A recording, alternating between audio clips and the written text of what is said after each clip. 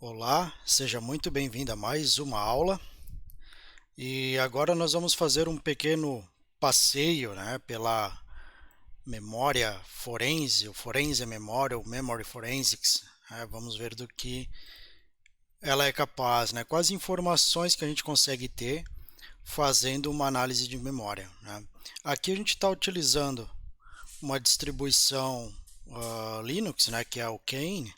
O Kane já é bastante conhecido há muito tempo, então um dos primeiros grandes utilizadores, por assim dizer, do Kane foi o FBI, há certo tempo atrás, na época que eu conheci o Kane, já o FBI acho que não estava mais utilizando tão ativamente, mas foi um dos grandes idealizadores, dos grandes utilizadores, não posso dizer idealizador de fato, tá? O que nós estamos utilizando aqui, então, para nosso material de estudo é um material que foi disponibilizado pela Enisa, tá? E nós vamos utilizar aqui uma máquina virtual que também já está pronta por eles, que foi preparada por eles.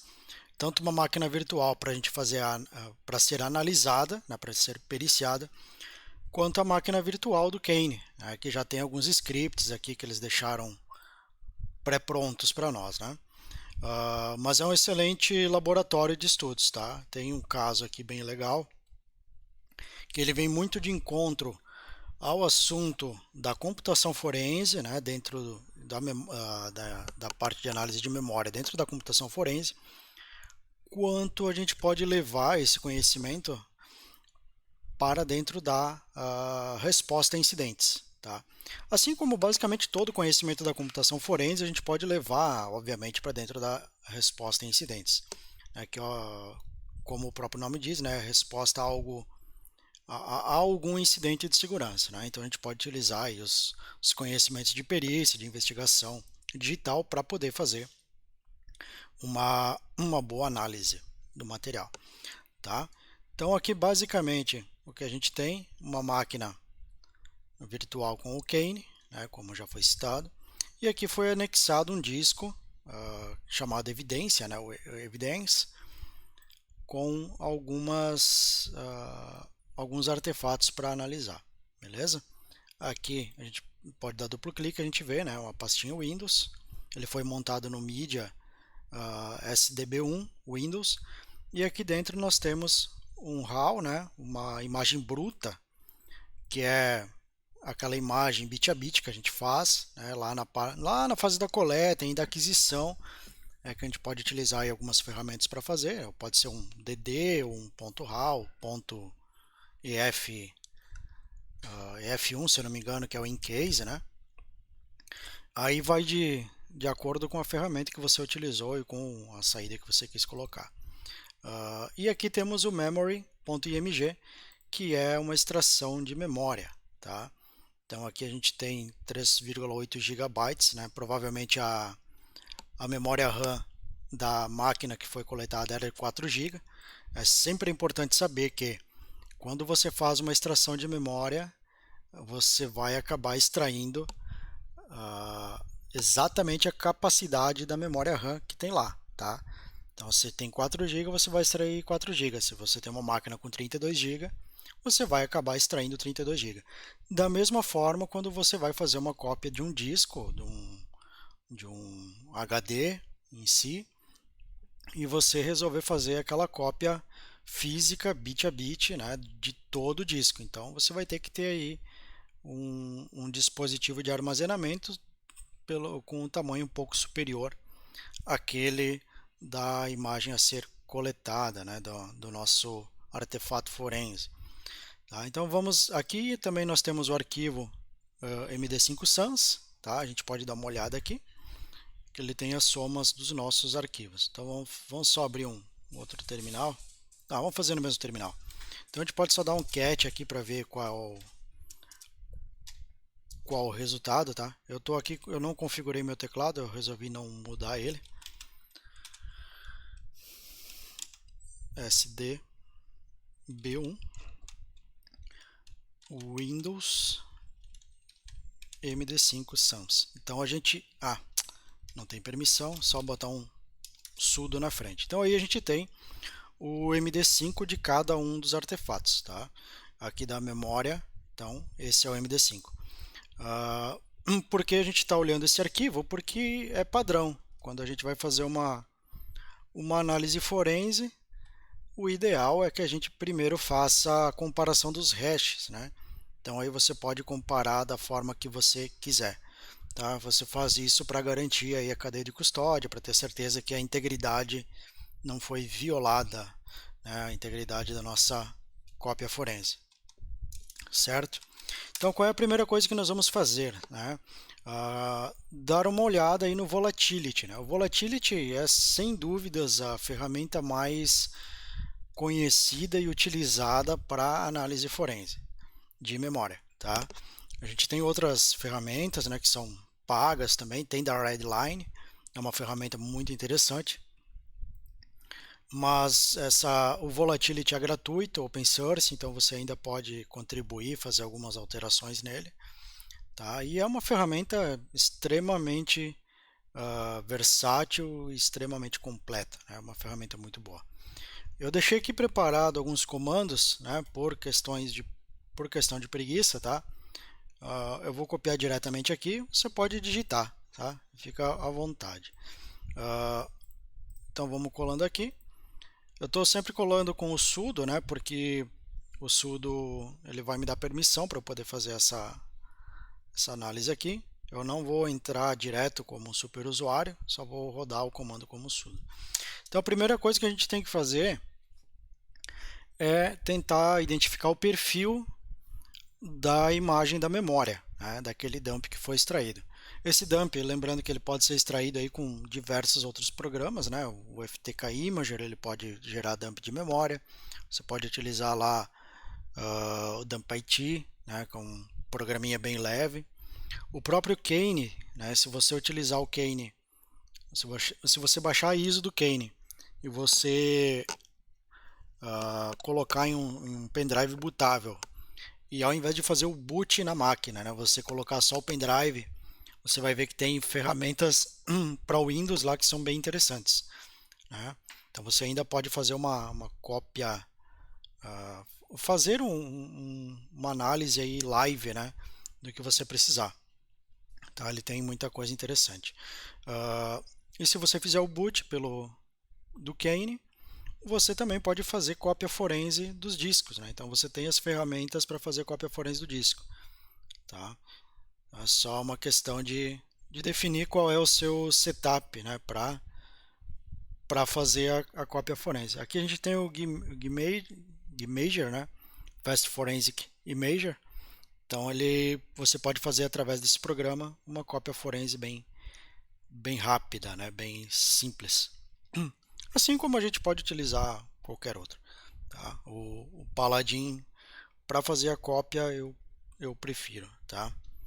Aqui a gente tem diversas ferramentas no Kane, então ele funciona muito bem como estação de trabalho para uma análise forense. Ele é bem interessante. Temos uma versão dele aqui mais antiga, do Autopsy, né? A versão que roda no browser. A gente pode utilizar o Autopsy aí, como nós vimos em outras aulas, no Windows, por exemplo. Prefiro aquela versão, óbvio. Tá? E aqui no Disk, né, a gente tem algumas ferramentas para trabalhar com discos. Tá? Block on-off aqui, né? Beleza? Então o interessante aqui, enquanto ele roda, né, é sempre a gente ter em mente a questão da volatilidade, né, RFC 3227, né, que a gente precisa coletar, né, fazer a aquisição das informações, dos dados, por ordem de volatilidade. Então, a memória, a partir do momento que você desliga o computador, ela pode se perder, pode modificar, se alterar, enfim. E aqui, a princípio, a ideia desse laboratório, né, a gente vê que é uma máquina comprometida por um malware, e a gente vai olhar aí quais são os processos que determinam qual a atividade suspeita, né, e se a máquina tivesse sido desligada, talvez a gente perdesse, né, e aí a gente vai ver também quais são os itens que a gente consegue obter de informação, né? Então a gente pode ter aí uma ideia das conexões que foram abertas, de todos os processos que estavam rodando, né? A gente pode ter uma ideia de strings de dentro dessa imagem, né? Então se a gente pegasse até, deixa eu até rodar aqui, vamos fazer o seguinte, vamos abrir um novo terminal. Acho que se eu rodar aqui o comando strings, né? Strings, vamos passando direto aqui.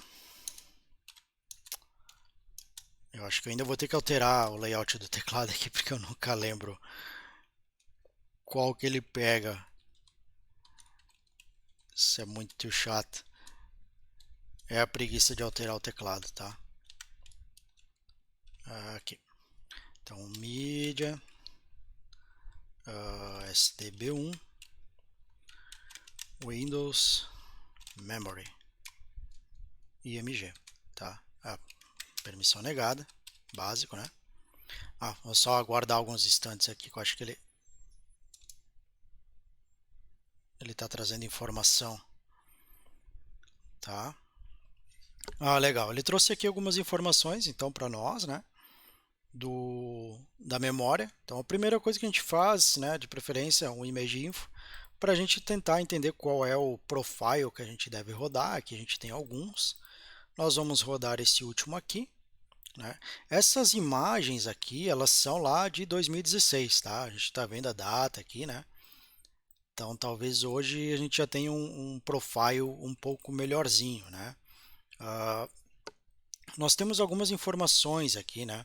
O DTB, KDBG, né? Essas informações a gente vai poder executar elas junto com as próximas análises para deixar um pouco mais rápido, né? Para não ficar tão demorado, tá? Eu vou rodar aqui o comando strings, ó, e aqui o comando strings ele está pegando tudo que ele interpretar como string de dentro da memória, tá? Então ele vai longe aqui. Só vou dar um parar aqui. Então aqui, se a gente tivesse senhas em texto plano, a gente já conseguiria identificar aqui, né?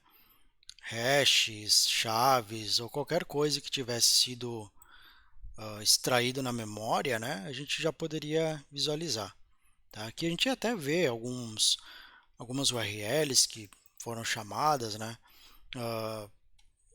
Só não tem muito como saber aqui pelo strings de onde que é, tá? Se você trabalha ou for trabalhar com uma análise de malware e precisar identificar alguma senha que ele pode ter utilizado, algum tipo de URL que ele acessou, você pode olhar por aqui também, tá? Então, só a título de curiosidade, vamos fechar aqui. Tá? Então, aqui a gente tem uma ideia de qual é do que a gente está lidando, tá? Vamos aqui, voltar para o meu documento.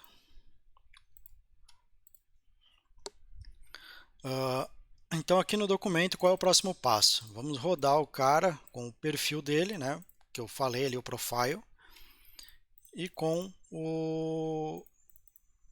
essas informações extras aqui para ver o que acontece, tá? Só que eu vou fazer o seguinte, para não perder muito tempo, vamos rodar todas os processos, tá? Então, o comando que roda os processos, né, que ele roda os processos, que ele exibe os processos para nós, eu vou deixar aqui só a telinha, é o pslist, né? Ele vai listar os processos em execução. Eu vou colar ele aqui. Então aqui eu passei o diretório todo, porque eu estou em outra área aqui, nós já vamos ver por quê. E aqui está sendo passado então os parâmetros extra, né, conforme citado, e de acordo com o que a gente vê ali na saída, né, do perfil. Então aí a gente já vê algumas DTB, né? Então ele está passando o endereço do DTB, KDBG aqui, né? O KPCR aqui, tá? Então são esses parâmetros para dar uma turbinada. E o perfil, né, o profile, então, que é esse finalzinho aqui, tá? Vamos dar um Enter. Passando esses parâmetros, ele vai ter o volatility, ele vai ter o endereço da memória, né? Vai ter o endereço da memória, basicamente assim. E aí por isso que ele consegue chegar no local mais rápido sem ficar varrendo tudo novamente. Então, no momento que foi coletado, tá? Esses aqui eram os processos que estavam rodando na máquina, né? E a gente já pode uh, observar algumas coisas, né? A gente já pode ter uma ideia, né, do que estava executando. Então, se host aqui pode ser algo malicioso, nós vamos vendo aí o que estava acontecendo. Então, quando a gente tem um incidente, né, a gente também faz aquela verificação do que a empresa disponibiliza para o funcionário. Então, se ela deixa o funcionário instalar outros aplicativos que não são padrão, né, esse tipo de coisa, tá? Então, caso você esteja periciando algo no ambiente corporativo, saiba que é por aí que você pode começar também a, a investigar, a fazer o seu trabalho, né? Então, você troca uma ideia com os pessoal de redes aí, né? O pessoal da equipe de TI que faz esse controle, e você vai vendo, olha, tem tal software rodando, ou ele tinha direito de rodar esse software, né? Até para você também ter uma ideia de como que foi infectada aquela máquina, né? E entre outras informações que você precise. Aqui eu marquei então o RAM Capture. RAM Capture é uma outra ferramenta de fazer coleta, né, de fazer aquisição de dump de memória RAM. Então aqui, como a gente sempre fala, né, tudo que você mandar executar no computador vai alterar a sua evidência. Aqui esse programa ele está alterando, né, esse endereço de memória específico aqui, né, o 8606 C40, porque ele ocupou esse endereço para poder ser executado. Então pode ser que alguma outra informação foi sobrescrita por ele, né? E esse aqui é um dos itens que tem que ficar muito bem detalhado lá na nossa cadeia de custódia, no nosso relatório, né? Então dizer, olha, foi utilizado tal programa, né? Foi executado em determinado horário, aqui a gente tem o horário que ele foi executado, tá? E aí você também coloca lá o caminho de saída, né, do arquivo. Então por isso que tem que ter bastante cuidado, né, e fazer a documentação correta, tá? Então, vou fazer um clear aqui, então a gente viu aí os processos que executaram, tá? Seguindo um pouquinho mais o ritual aqui, eu parei neste cara, tá? Aqui.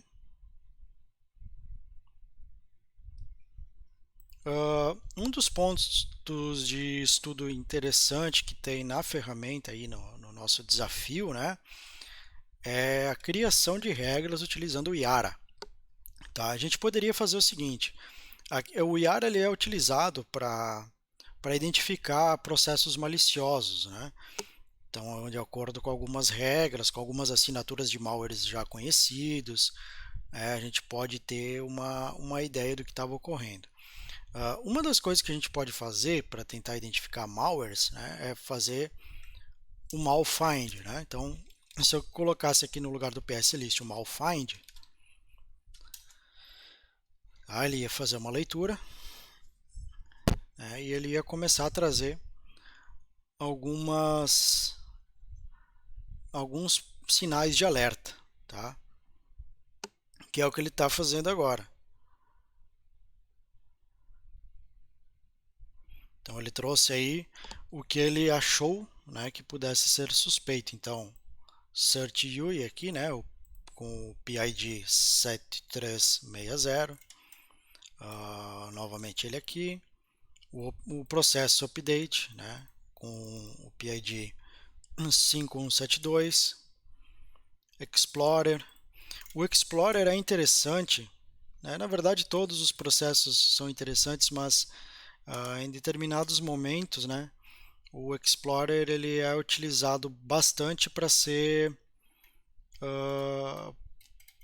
para ser um host de malwares, né? Então os atacantes muitas vezes escondem o malware dentro do próprio Explorer, porque é um processo legítimo do Windows, o Windows não entende ele como sendo algo malicioso. A maioria dos antivírus aí não acabava não detectando, né? Hoje em dia já tem alguns que já conseguem detectar, mas ainda assim, ainda nos dias atuais, ele costuma ser um processo legal para ocultar malwares, né? E além de que ele executa logo no início, né, na inicialização do Windows, tá? Só vou dar um ls aqui, tá? Beleza. Nós temos aí o regras, tá? Tem um arquivinho aqui que eu vou só fazer o seguinte, vou dar um paste aqui. Este comando, ele basicamente vai criar para nós um agregador de regras, né? E vai jogar aqui para dentro desse regras.ir. Aí eu peço para ele dar uma olhada naquilo que é CVE, né? Um malware, uma falha já identificada, né? Um exploit que já existe e tal. E eu mando gerar o arquivo. Deixa eu só ver se ele não vai... Não reclamou dizendo que não podia porque já estava criado, tá? Então ele rodou para nós, tá? Você pode parar o vídeo aí e copiar e fazer o mesmo. Aqui com o regras.ir, ele traz quais são as regras que ele conseguiu filtrar para nós, tá? Deixa eu fechar esse documento aqui. E agora nós vamos mandar ele fazer uma varredura da nossa memória. Tá? Aqui a gente está dizendo para o Volatility fazer novamente uma varredura da memória, né? Naquele endereço bonitinho, né, que a gente tem, utilizando o IARA Scan, né? E o IARA Scan ele vai ler então esse arquivo regras que nós criamos agora, né? E dentro desse arquivo que vai ter que é o nosso agregador, né, que vai ter essas outras regras aqui, e ele vai mandar gerar para nós o resultado.txt, tá? Então, vou dar um enter aqui. Pode ser que ele demore um pouquinho. Eu já tinha o arquivo criado aqui, né? Porque eu rodei antes para ter certeza que eu não ia ter problema na aula e eu só acabei esquecendo de apagar o arquivo. Mas não tem problema, a gente já vai ver ele gerar. Vamos aguardar alguns instantes.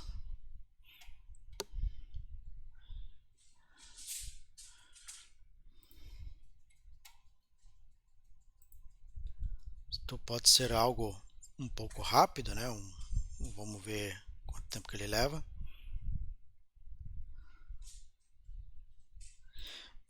Enquanto isso, a gente também pode relembrar, né, algumas coisas aí. Acho que a gente até poderia executar um outro comando aqui. Vou voltar aqui para a pastinha do Volatility, vou dar um clear, né?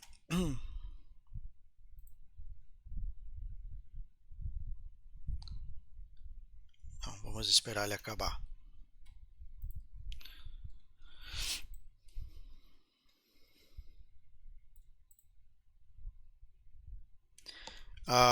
A ideia também de quando a gente está trabalhando, seja para resposta a incidentes, seja para fazer um trabalho voltado para uma investigação corporativa, voltado para uma perícia, né? Pode ter ocorrido um processo aí que determinada pessoa acusou alguém, né, de ter violado sistemas, enfim, ou que a gente vê muito comum aí já com a própria questão do, dos vazamentos, essa questão dos ransomwares, né? Então a pessoa que vai estar trabalhando para analisar procurando evidências, é a pessoa que vai ter um conhecimento técnico mais elevado, né? Um conhecimento especialista. E pode ser o cara que trabalha com análise de malware, pode ser o perito, né? Pode ser o especialista em segurança aí que trabalha com resposta a incidente também, né? Então o ideal é que todos os envolvidos, né, se puderem conhecer e saber o que pode fazer, vai ser muito bem-vindo. Nós temos, como eu já mostrei, o malfind, né, que ele faz essa varredura também com base nos malwares conhecidos, né? A gente pode extrair essa memória ou copiar essa memória, né, e tentar montá-la em algum com um mount, alguma coisa assim, e se tentar rodar um scan de um clã ave, né, por exemplo, e ver se ele também encontra alguma coisa.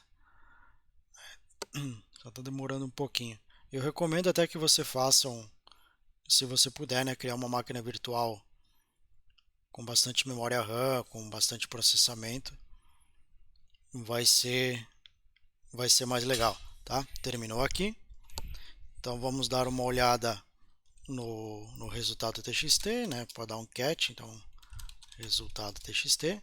Isso aqui é basicamente o que ele trouxe, tá? Então ele diz aqui para nós que a regra, né? Shared strings, aqui o processo, né? Que ele identificou e tal.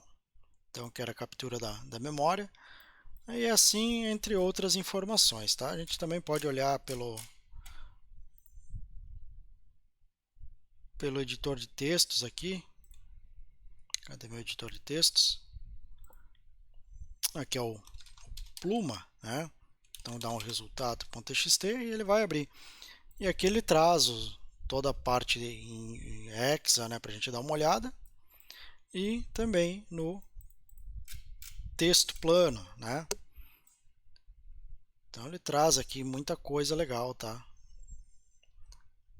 Meio trabalhoso, né? Olhar um a um, mas se for o caso, como a gente está no laboratório, vamos tentar ser mais rápidos, né? Até porque a gente já tem uma noção.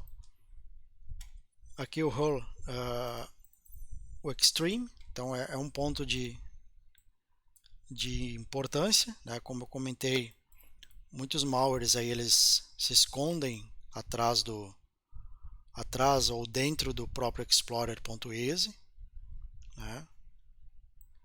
Aqui ele dá algumas informações, talvez um pouco complicadas para a gente entender, né? Porque ele só pegou mesmo essa área de memória, né? Então é o que ele conseguiu mostrar. E aí todo o esqueminha, tá? Vamos fechar esse cara aqui. Então ele gerou o resultado e agora nós vamos mandar ele exibir, né? Vamos utilizar o grep, dar um clear aqui, com filtrando, né, por regra dentro o nosso arquivo resultado e fazendo um sort, né, e mostrando um contador, né, de quantidades aqui. Então a gente já vê o PX, né? O PX é um carinha aí que a gente utiliza para empacotar executáveis, né? E tentar ofuscá-los de alguma forma, né? Muito utilizado ainda, né? E aqui a gente tem o Extreme, né? Ele tem o Extreme RET aqui, né? RET pode ser de Remote Access Transfer, eu acho que é esse nome. Então é um servidorzinho aí que o atacante pode utilizar para acesso remoto, tá? Agora nós vamos fazer o seguinte, nós vamos pegar esses caras que são mais suspeitos, por assim dizer, e ver quem é o dono, né? Aqui a gente pega faz um grep e vê quem é o dono dessa regra, né? Então a gente vê aqui quais são os três principais, né? O que nos remete aqui é talvez entender que pode ser que tenha sido utilizado um update.exe para infectar, né? Não temos certeza. O Explorer pode ter sido a porta pode ter sido o local onde ele se escondeu ou o processo que foi substituído, né? E o SVC host aqui é o primeiro cara que executa também. Então ele também está dizendo aí que pode ser um hospedador do problema. Depois a gente faz a mesma coisa para o UPX, né? Vamos ver o que ele traz aqui. E basicamente as mesmas coisas, né? Então são os nossos PIDs aqui de preocupação, né? Os nossos alertas. Tá? Depois a gente pode pegar e fazer uma listagem dos processos, né? Que é o que está sendo feito aqui. Então, novamente, a gente passa todo aquele perfil, aqueles comandos e os endereços da memória, roda o pslist e manda aqui com o grep, né? Para ele listar somente, então, esses caras aqui, esses PIDs que nós identificamos como suspeitos, tá? É uma das formas que a gente tem para ir trabalhando. Então, aqui ele já trouxe para nós uma lista com os seus dependentes, né, basicamente. Então, o que a gente pode ver aqui, né, até ordenado, né, que possivelmente a máquina, por se tratar, né, do SVC Host e o Explorer aqui, possivelmente a máquina tenha sido ligada, né, por volta das 13 horas, 2 minutos e 57 segundos. Né? A gente vê aqui que ele está bem colado com o tempo. Tá? E aí alguns processos foram executando logo na sequência, né? Que não demorou muito tempo para ele executar. Tá? E esse cara aqui acabou gerando alguns outros dependentes. Né? Então, esse update, pode ser que o Explorer tenha chamado o update e o update tenha criado esses outros processos aqui. E a gente vê que tem vários CMDs aqui, né? Os commands que ele foi executando. Tá? Depois a gente pode dar uma passada nesses caras aqui. Né? Vamos fazer a mesma coisa. Ctrl C, Ctrl V.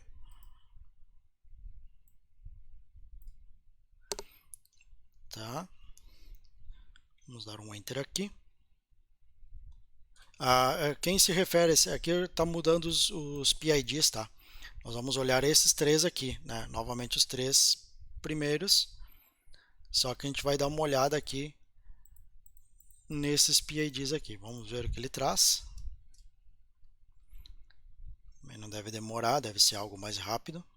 Né? E aí, novamente o nossos amigos aí executando. Tá? Aqui a gente vê que até criou mais um, né?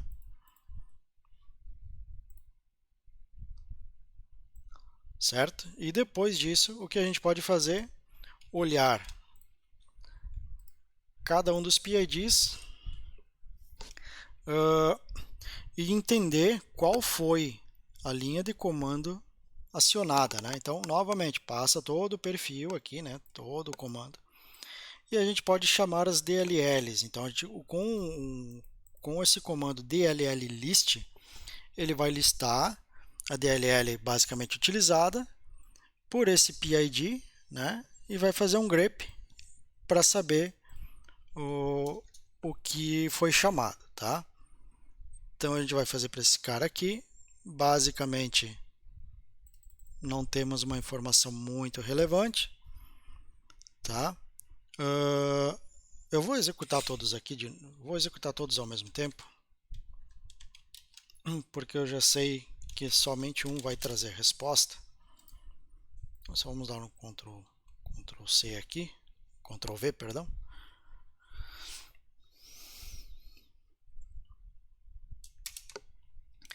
Tá? Beleza. E aqui a gente vai vendo, né, o command line, né? Então o command line ele foi executado SVC host, né, aqui no nosso no nosso primeiro PID. Aqui o Explorer e aqui embaixo, né, o update, que ele está onde aqui no roaming, né, host data, o caminho que ele foi chamado, beleza? Vamos tentar passar aqui diretamente o DLL list, vamos ver o que ele traz. Vamos ver se ele vai demorar um pouquinho. Então ele vai trazendo todas as... Eu vou dar um Ctrl C aqui, só para ele parar. Então ele vai pegando processo a processo, né, PID a PID, e vai listando todas as DLLs que estão basicamente dependentes daquele processo, né, ou que aquele processo está utilizando. Tá? Então a gente vê aqui que o próprio Run Capture, né, ele utiliza aí algumas DLLs do sistema, né, do Windows, para trabalhar, tá? Uh, aqui a gente está vendo uma lista gigantesca, né? Vamos ver quem é esse cara, Search UI aqui, né? Então ele utiliza aí uma gama gigantesca de DLLs, tá? É normal, tá? Todo processo vai utilizar DLLs para funcionar, tá? Quando a gente desenvolve algo, sempre acaba acontecendo isso, tá? Aqui temos o arquivo malicioso, né? Então ele está dando o usuário aqui, não sou eu, né? Obviamente, aí com um T só. E aqui é o mesmo caminho que nós vimos lá, tá? Então ele carregou tudo isso aqui na memória, né? Basicamente ele carregou tudo isso aqui para funcionar, ele precisou de tudo isso aqui. E aqui no final, né, ele executou o que foi interpretado lá como comando, tá? Perfeito? Então só vamos fazer um clear. Vamos aqui na sequência. Então o que nós vimos até agora, então DLL list, beleza. E aqui a gente pode tentar pegar mais algumas outras informações, né? Vamos fazer direto aqui do próprio Explorer.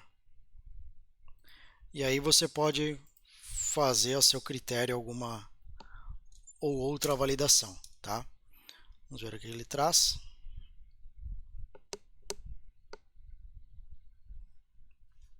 E aqui do Explorer ele tem dois processos distintos, né? A gente observa que nenhum é dependente do outro. E sabemos o quê? Que no Windows, né, num perfil de usuário, basicamente você não vai trabalhar, não vai ter dois Explorers rodando, né? Tudo certo? Então era isso aí por enquanto. Aqui a gente tem um start, né, de um aqui um pouco mais atrasadinho. Tá? Então de análise de memória, o legal, vamos fazer o seguinte aqui. Fazer um netscan. O legal de se analisar a memória é que a gente tem muitas informações interessantes, né? Aqui utilizando o netscan a gente já pode ver basicamente as chamadas de portas que estão sendo acionadas, né? Aqui até não foi muita coisa, mas ele pega aí processo a processo, basicamente, a gente vai vendo os PIDs aqui, né? E ele vai dizendo qual porta que foi acionada, né? Então, o local address, então esse IP aqui, que era o que a máquina possivelmente estava assumindo, e o que ela linkou depois, né? E aqui o status, né? Que foi a conexão estabelecida, certo? Então a gente pode, deixa eu ver se temos aqui alguma outra coisa, não? A gente pode dar uma olhada, né, nos PIDs que a gente encontrou que eram PIDs estranhos, né? Vamos ver aqui, eu até tinha deixado anotado.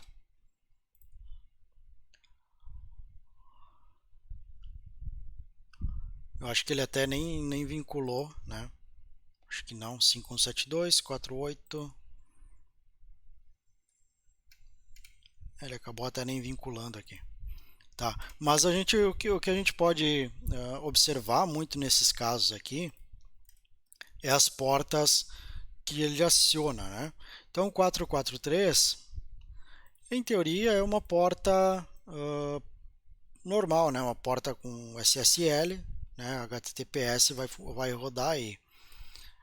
Agora, só que o que a gente precisa entender, né? Tentar descobrir quem acionou essa porta, né? Qual sentido teria, por exemplo, do processo Explorer acionar essa porta 443? Porque o Explorer faria acesso a alguma porta, né, se há algo que roda localmente. Tá? O mesmo acontece quando tem alguma porta que é fora do padrão. Né? Por exemplo, qual é essa porta 12345? Né? Por que esse cara chamou essa porta? Né? Como que ele conseguiu estabelecer conexão? Né? Por que isso aconteceu? Tá? Então são esses pontos que a gente precisa buscar levar em consideração né? E que é o nosso fator aí, são os nossos alertas, né? São nossos pontos de alerta, tá? É isso que faz aí a gente poder uh, trabalhar, investigar, né? Fazer a nossa perícia, né? Uh, Outro ponto interessante, né? Quando a gente está trabalhando com com a questão aí de uma resposta a incidentes, né? Uma investigação corporativa, numa perícia corporativa, né? Algo privado, algo particular, é que a gente possa fazer o vínculo com as demais ferramentas, com o antivírus, né? Uma central de antivírus, aí um gerenciador, um IDS, um IPS, qualquer outra ferramenta que consiga gerar logs, né? E a gente possa comparar. Por exemplo, olhando aquelas portas, né? Se a gente olhar essas portas aqui, a gente pode ir lá num, em algum log e procurar alguma comunicação, né? E a gente tentar identificar mais elementos, tá? Então, por isso que é importante a gente fazer um apanhado meio geral, né? Um apanhado meio que de tudo. Antes que eu esqueça, só vou passar aqui. Deixa eu voltar a subir os meus comandos aqui, né? Só executar de novo, tá? A gente tem que sempre dar uma boa olhada, né?